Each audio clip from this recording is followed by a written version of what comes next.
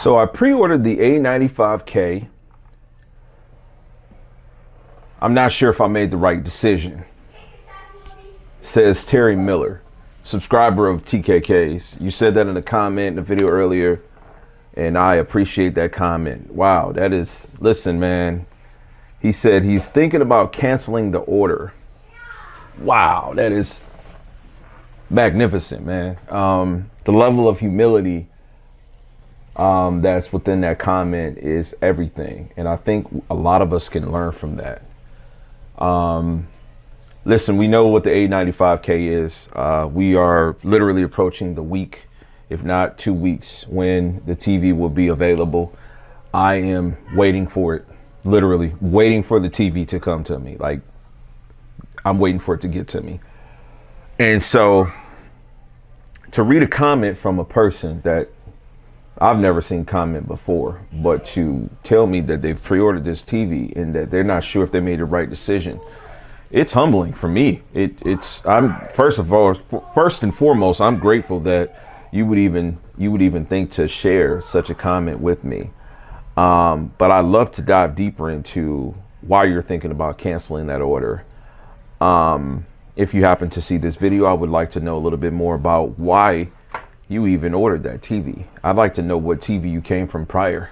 Are you a plasma owner? You an OLED owner? High-end LED, entry-level LED monitors, gaming monitors?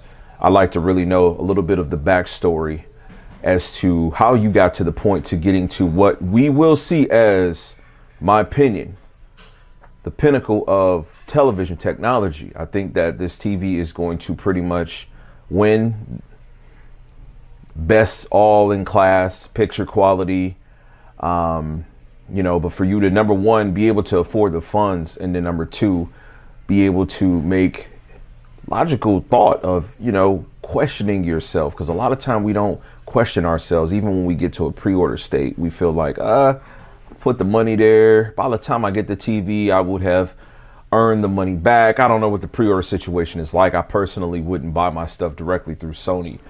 I'm a cash and carry kind of guy. If I pay for it, I need to know that it's on its way. It's coming to me. It's being delivered, or I'm walking out the store with it. Give me a truck, a rental a truck, and I'm walking out the store. That's me. But yeah, so, some people may feel like, well, I've already spent the money. I've spent the $4,000 or whatever this TV is going to go for you in your area.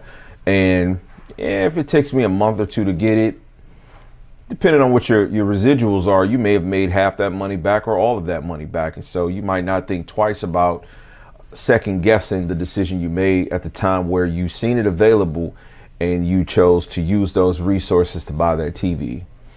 I'd like to hear more. Hopefully you see this. You can comment on it. All right. This comment is from Alex and Stuff. I haven't dug in to see if you are a YouTuber yourself from the profile photo and just the way that your YouTube handle is. I would assume that you are. You said, first off, love your content and ability to give unbiased opinions on technology.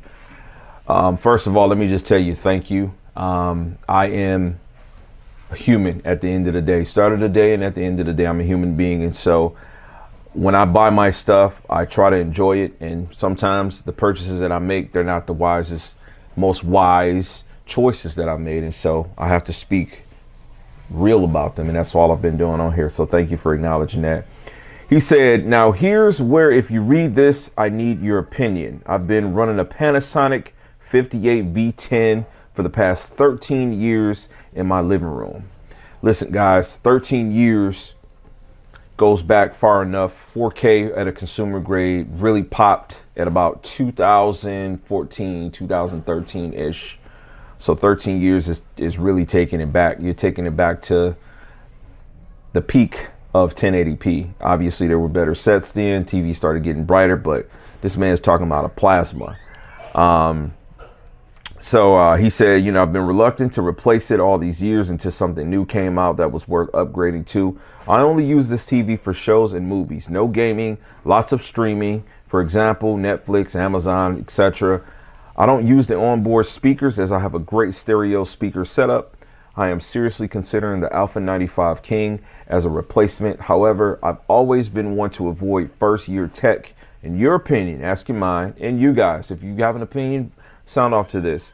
Is it worth jumping in on, he says, or waiting for the 2023 iteration of these TVs, including what LG might roll out with? I plan to have the replacement for another 10 plus years, hopefully. So yeah, in a perfect world, brother, we would definitely hope to get 10 plus years out of our TVs. What I can tell you is that I just parted ways recently. If I'm not being lazy tonight, I'll review this video and I'll card in the video now. I just recently handed up my Samsung 65-inch JS9500. I seriously have regrets for doing that, but I really needed to move on and make more space. But I do regret giving that TV away because it is a masterpiece. And so I know you probably feel the same way about the television that you have.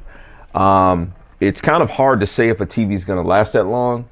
I think it really depends on what your expectations are. Clearly, your expectations are to have this for another decade plus. I think you're doing the right thing and going with the Alpha 95K.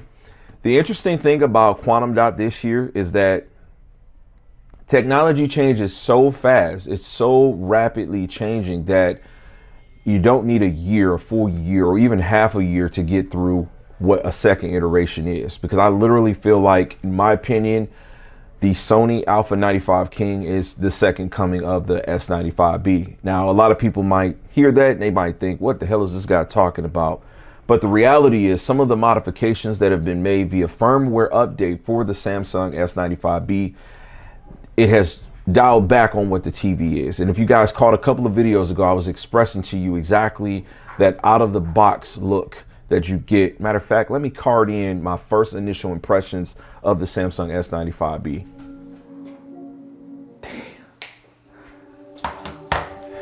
Shit.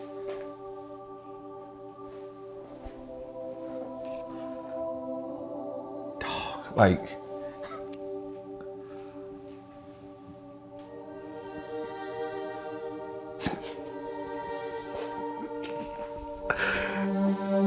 damn, this motherfucker smoking, man. I ain't gonna lie.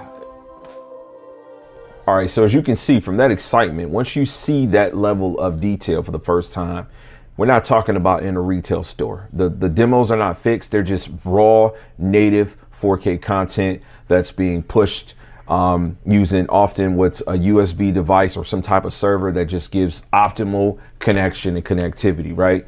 So the pictures that you're seeing in the store is absolutely superb. But in the clip that I just recently showed you, I was just looking at a PlayStation 5, looking at Spider-Man. It was just like the awe of it. And you don't get used to that. It takes quite a while, like a while for you to be able to see that 20 plus times. So what I feel like has been done is, from a picture quality perspective, Samsung has dialed back some of those initial peak features that you've seen when you got this TV, and they've dumbed it back to what they feel is a more refined look. Because when you go into soft modifying the picture settings on the TV, it doesn't look the same way it did in the video clip I just showed you. Although it looks amazing, it doesn't look the same. And so after looking at credible reviews like Vincent's review on HD TV tests, you see that, yeah, the Sony is not as bright, but it's not far off.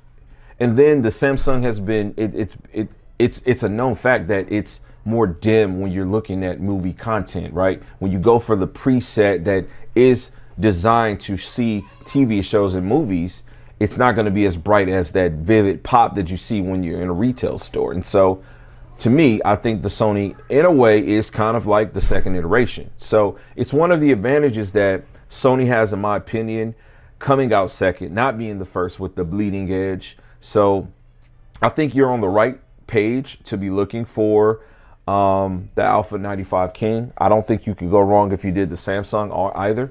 I'm not here to bash one or the other. I'm just here to tell you guys that I'm here for the ride. So thank you for commenting. I appreciate that. If you guys got some feedback for that, brother, I'm gonna conclude this with this comment by Sammy Prescott Jr. It's a long comment, so I'm not going to read all of it.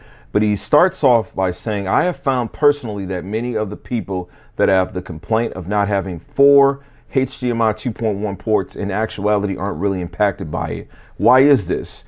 It's because they rarely own more than 2 source devices that support 2.1. Listen, brother, you just said a lot And let me be honest with you guys. This is the second upload for the day. It's 7 p.m. right now as I'm recording this. If you guys like these type of videos, let me know, because I'm going to keep doing them like this in addition to the other type of content. But earlier today, the video prior to this one, so if you're seeing this, go back prior to this one, literally is what I was talking about. I am attempting to support the big three. I cannot go into the Vizios and Hisense. Listen, I'm not buying that stuff. It's nothing wrong with it if that's what you're into. I'm gonna create the content on what I like to buy, right? So the big three, the Samsung, the Sony, the LG, those are the big flagship brands, if you will. And right now I'm kind of on this Sony wave because we're expecting this new TV to come. And so I am just finding myself, humbling myself, looking into talking points around why people may or may not want certain things. And you said, brother, literally what I was talking about in that video. These are the reasons why I don't need 4 HDMI 2.1s. I've got a 77C1. I'm only using one realistically. Yeah, I do have a Series X plugged in, but to be honest, that's a whole entirely different conversation. I hardly play that Xbox because I got a PC in there, a capable PC of giving me 4K at 120 frames per second with the right settings. I don't need two 2.1s on that TV that is built off a platform that gave it to us first in 2019. Same thing with this A90K I'm in front of. It has 2 HDMI ports that are 2.1 and 2 that are 2.0. I'm using an RTX 3090 Ti build, and I'm only using one port. So it kind of goes on and on and on there. Now, I want to touch in on something that he said. You guys, please go and look at what this gentleman said. Very well articulated. Thank you for speaking the comment the way that you did. But in closing, he said, I would like to start seeing display ports on displays personally. Haven't seen that since the Panasonic AX900 and the 800U back in 2014-ish. Listen, drop the mic. This man is talking church. Literally, you and TKK are the same entity, because that's what I'm saying. We need, and I'm going to tell you, I really believe LG is going to be the first to come out with an OLED that has a display port. Now, I know that they gotta be, because they got the monitor out. They got the LG Ultra Gear monitor out. That display port technology needs to come to the TV sets. The way that the Samsung overclocks 144 hertz, we get off topic now, but we gotta get to this. The way it overclocks 144 hertz is brilliant. I like it. It's nice. It doesn't work all the way I want it to. 120 is much more stable. But imagine LG having a panel that can do 144 hertz through DisplayPort. Come on, bring it.